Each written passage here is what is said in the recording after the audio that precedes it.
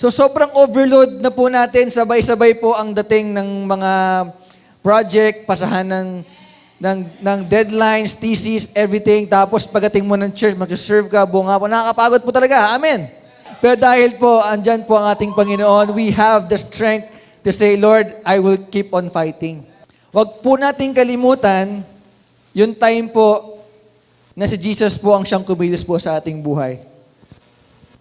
Kaya importante po talaga na pag po tayo ay dumadaan sa mga problema, sa mga pagsubok ng ating buhay, siyempre you are youth, dumadaan po tayo dyan, importante talaga na may tagapagpaalala, importante po meron tayong support system.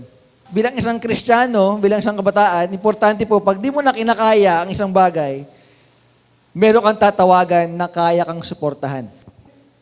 So very important po na yung magkasabi sa iyo ng, easy ka lang, mo ituloy yan, masama yan, pangit ang idudulot sa iyo yan.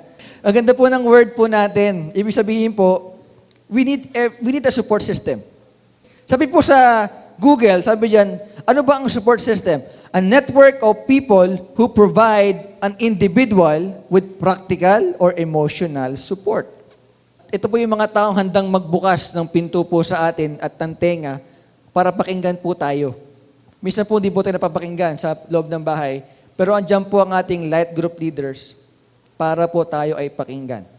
Ang ganda po ng verse po natin kanina, binasa po natin. Sabi po doon, ang dalawa ay mas magaling kaysa sa isa. Pag may bumaksak na isa, kayang tulungan nung isa para tumayo ulit. Yung isa naman, pag nanlamig, pwede mong tulungan para mag-apoy ulit sa Panginoon. That is support system. Yung iba naman, pag may dumating na pagsubok na talaga naman kaya kang baliin, yung spirituality mo, andyan ang support system mo, para ibalik ulit yung apoy. At para tumibay ka ulit. That is support system. Kanya ipaglaban. Huwag ka lang mapunta sa maling tao. Meaning po, kailangan po natin ng bawat isa. Gawin lang po kadali po yon. We are accountable sa bawat isa.